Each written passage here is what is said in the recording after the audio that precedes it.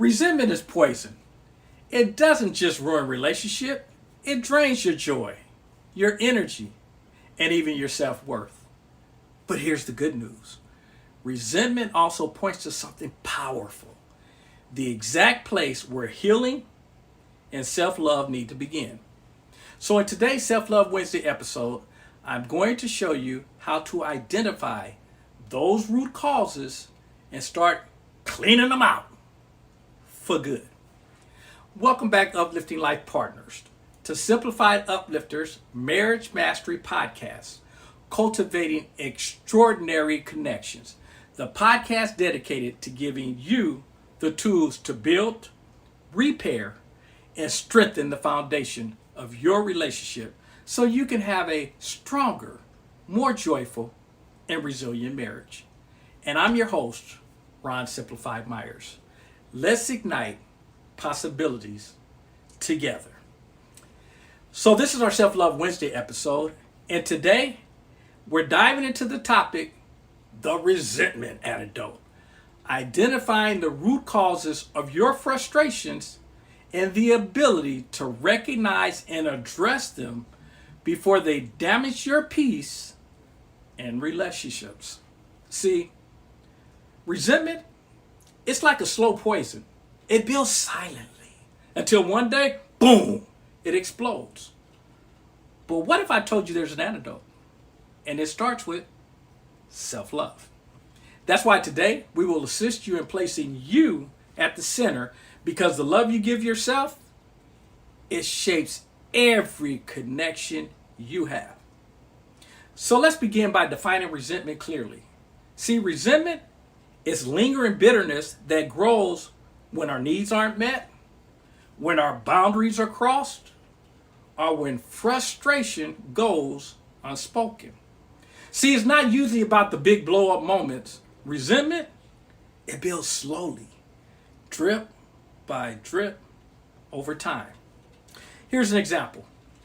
Imagine you plan date night to connect with your spouse, but they repeatedly forget or cancel.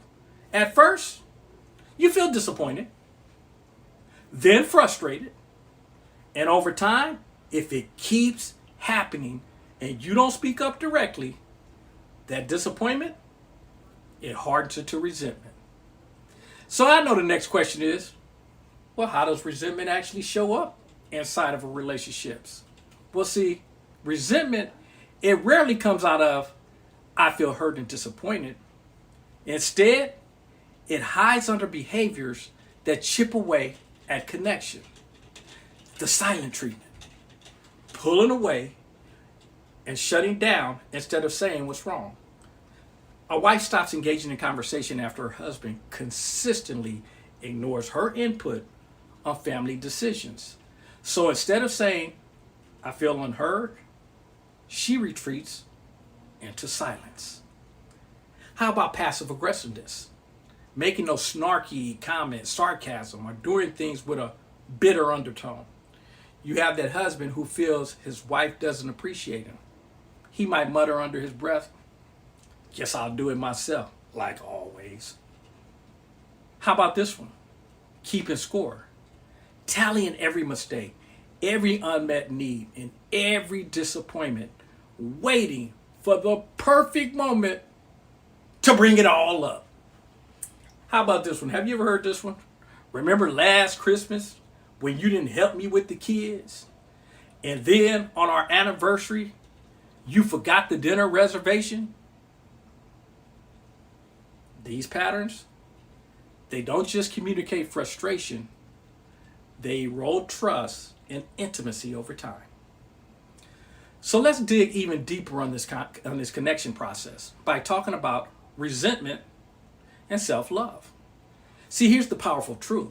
Resentment, it often reveals less about what someone else did to us and more about where we've abandoned ourselves. See, when we look closely, resentment isn't just about the other person's behavior. It's about the moments we didn't honor our own needs, our own voice, our own boundaries. See, this is how self-abandonment plants seeds of resentment. saying yes when we really wanted to say no. See, every time we overcommit out of guilt, fear of rejection, or desire to keep the peace, we trade authenticity for approval. But folks, the cost is high. Inside, we start feeling unseen and unvalued by ourselves. See, your partner asks you if you can attend a work dinner with them, and even though you're exhausted and craving a quiet night in, you say yes. Why? To avoid disappointing them. But when the dinner ends, the heaviness lingers.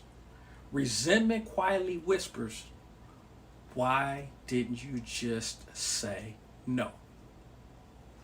How about this one? Swallowing our needs because we fear conflict.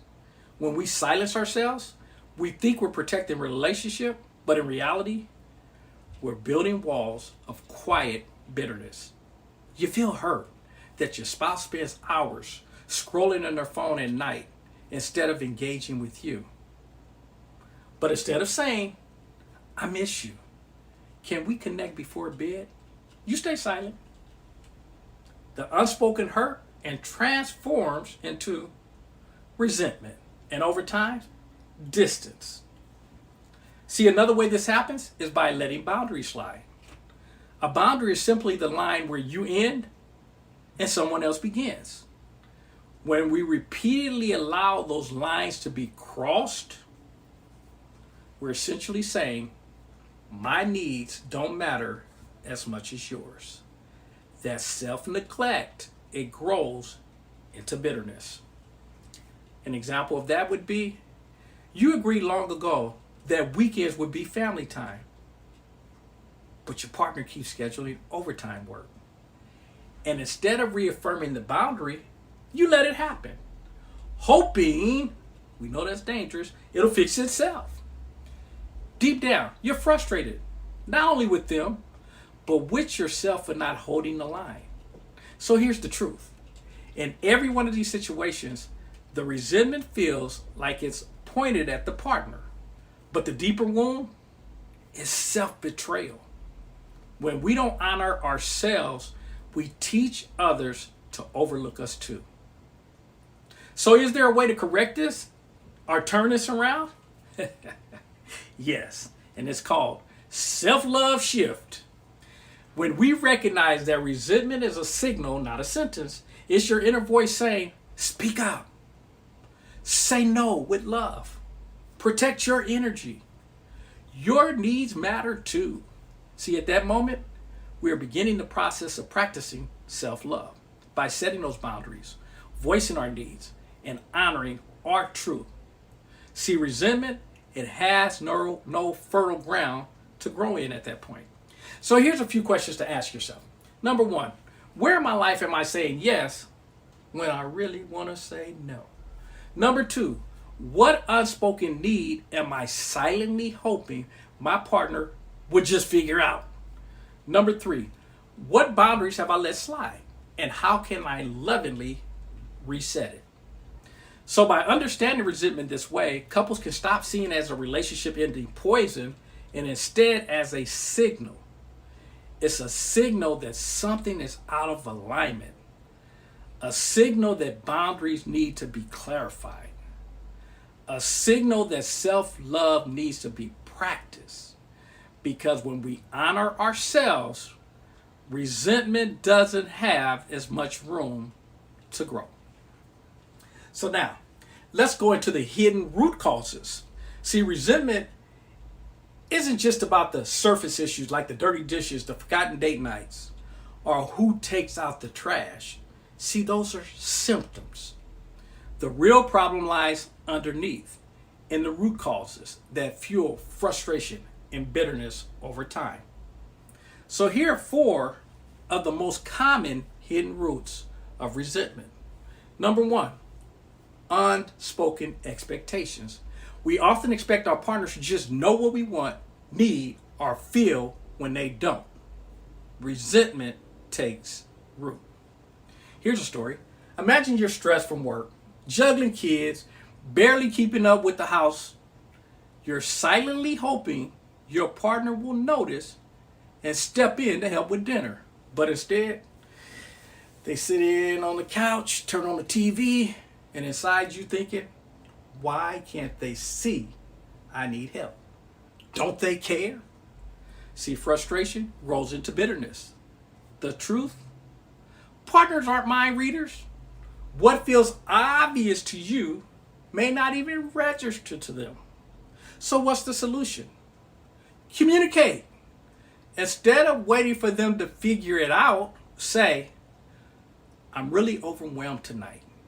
Could you handle dinner while I bathe the kids? That's specific. It's kind and direct. So see, the takeaway from this common situation is resentment often grows in the gap between what we expect and what we express. So now this carries us into the area of the weak boundaries. Every time we ignore our limits, we create space for resentment. Here's a quote you may have heard before, and it says, every time you say yes to something you resent, you say no to yourself. Here's a prime example.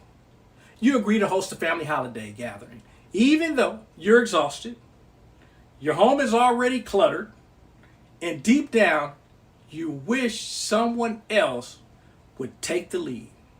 But you smile through the evening. But afterward, you feel drained and bitter. Not just at your family, but at your partner for not stepping up. Or at yourself for not saying no. The truth? Boundaries aren't about controlling others. They're about protecting your well-being. So in this situation, the solution will be learn to lovingly decline, saying, I love to spend the holidays together, but I can't host it this year. Let's brainstorm another plan. That one sentence protects your peace and prevents silent resentment later. So now, moving along to unhealed wounds from the past. Because see, sometimes resentment has nothing to do with the present. It's an echo of some old pain. Childhood patterns. Maybe you grew up in a home where your voice didn't matter, where you were dismissed or criticized whenever you spoke up. So now as an adult, when your partner interrupts you or raises their voice, it stirs up the old wound. Here's an example. Your partner says, why didn't you call the plumber today? In a frustrated tone.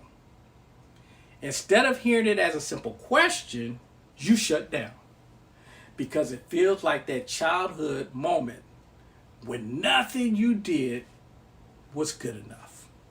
The truth? Old wounds can magnify current frustrations.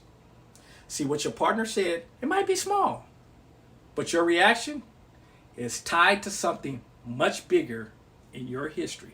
So here's a solution.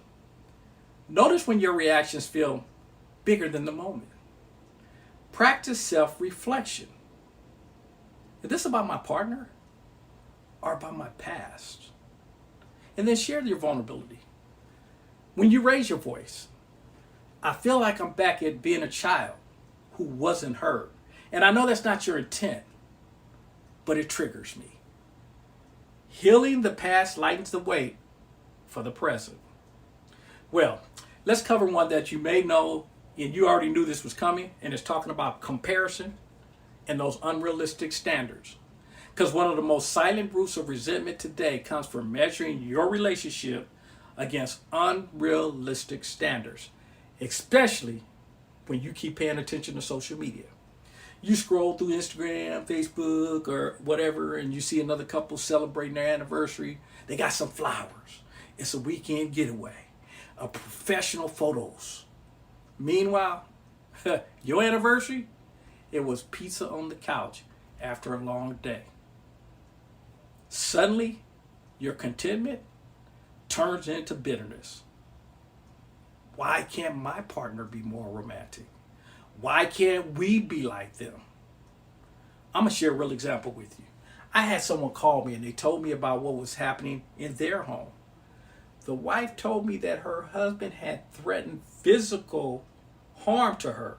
And she said, I'll shoot him first. He don't realize who he's messing with. Now that's a relationship that both people need some serious counseling.